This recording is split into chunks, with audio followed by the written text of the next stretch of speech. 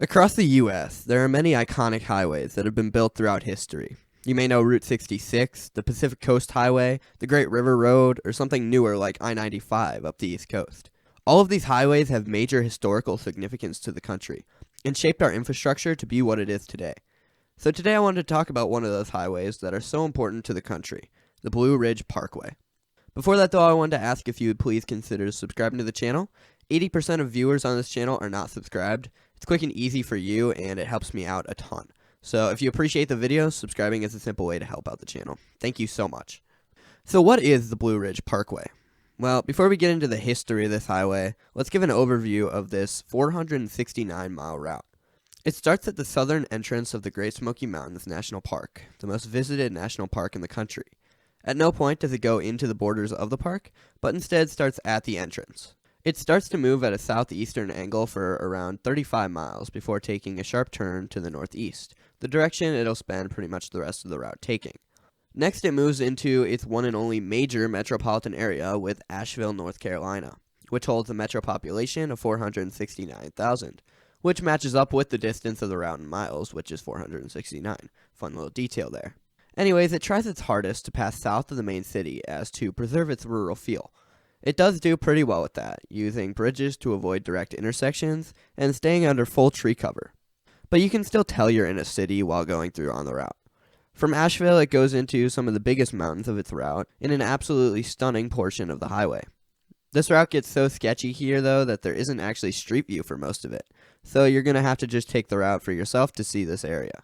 From there, it moves past Mount Mitchell, the highest peak in the Appalachians, and continues north past State Highway 80 and into its next major landmark, Little Switzerland, a small touristy town with the theme of, you guessed it, Switzerland. Now, I'll be 100% honest, just looking around on Google, it does not seem like the best Little Switzerland I've ever seen. It doesn't do much to get away from the obvious American feel, and it's obviously more just meant to be a gimmicky theme for their hotel. I'm sure we have viewers who have been here though, so I'd love to hear your thoughts in the comments. Moving on from that though, it continues north in a very rural portion of the route, but through a lower mountainous region. A lot of this stretch relies less on the view, but instead leans more heavily on the tree cover and just beautiful nature of this area, not tucked right on the ridge like a lot of the route has been up until this point. From there, it passes just south of Boone, North Carolina, a college town home to friends of the channel, Appalachian State University. Boone is known for being one of the most Appalachian-feeling towns in the country, really just being in the mountains and having everything affected by those mountains. Once it goes north of Boone, though, the route is a lot lower as it gets into the most major Appalachian mountains and works its way towards the Shenandoahs. Passing over into Virginia, the route isn't the most grand ever, but the views are still absolutely beautiful. One of the things that I like about this area is that it's a lot less tourist-oriented, so you can really just drive the route and take in the beauty of the country. Highly underrated. Next, it goes into the other metropolitan area on the route, Roanoke. This 315,000 population area is tucked into the Roanoke Valley. And yet again, the parkway tries to stay pretty fully south of the city, again succeeding pretty well, though it briefly has to cross the valley to stay in the mountains. Coming back into some major mountains, the route is yet again back in the Appalachians, this time the more northern portion near the Shenandoahs. So it continues to wind its way north through the highly forested region until it finally reaches Shenandoah National Park, turning into Skyline Drive and marking the end of the Blue Ridge Parkway. So now that you know the exact route, let's get into the history and tell you why exactly it's there. Working ourselves all the way back to 1933, after President Franklin D. Roosevelt visited the newly constructed Skyline Drive through Shenandoah National Park. This was a highly scenic and new road that went out of its way to show the beauty of this mountainous region. Roosevelt got an idea to extend Skyline Drive to the south, connecting to the other more popular Appalachian National Park, Great Smoky Mountains. A planning team was created by governors of Virginia, North Carolina, and Tennessee, and the route was included in Roosevelt's New Deal, which passed later that year. At that time, there were two proposed plans. One would go through Tennessee, turning to the west at Linville, North Carolina. The other proposal would continue south from Linville and stay on the eastern side of the Appalachians. The Tennessee route was recommended, but President Roosevelt was persuaded by North Carolinian lawmakers, with a few bribes involved apparently.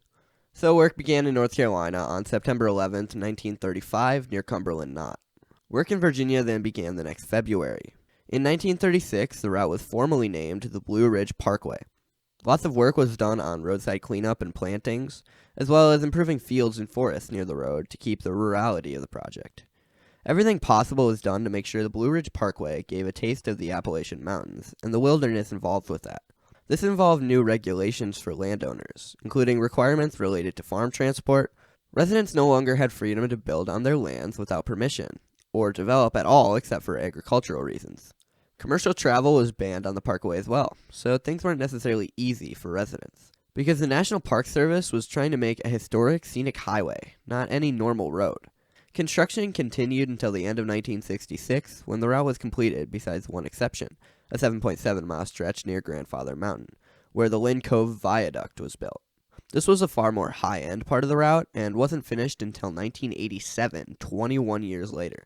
Now, this is not when it was supposed to end, though, because in 1961, an extension was proposed that would take the route another 100 miles to the south, where it would then end in Atlanta instead of at the Great Smoky Mountains National Park entrance.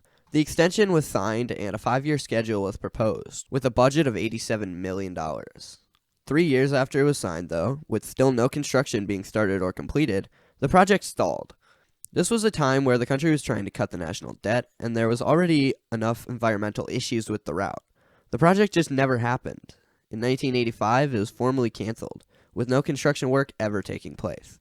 Present day, the Blue Ridge Parkway is an absolutely amazing drive, completely full of overlooks, waterfalls, and other attractions. This is a drive that takes a long time to really enjoy. Theoretically, it would take around 15 hours to drive the entire thing without stopping, but part of the charm is how you can really take time to enjoy everything the route has to offer.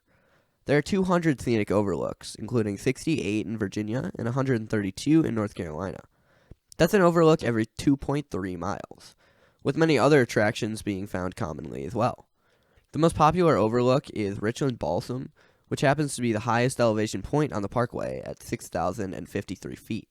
It offers a view of 3 different subranges, the Cowye, Nantala, and Plott balsams. The longest tunnel on the parkway is the Pine Mountain Tunnel at 1,434 feet long, with there being several other tunnels along the route.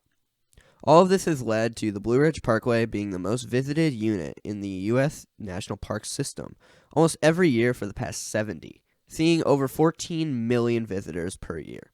As we end here, I do just want to go back to the rurality and wilderness aspect of the route.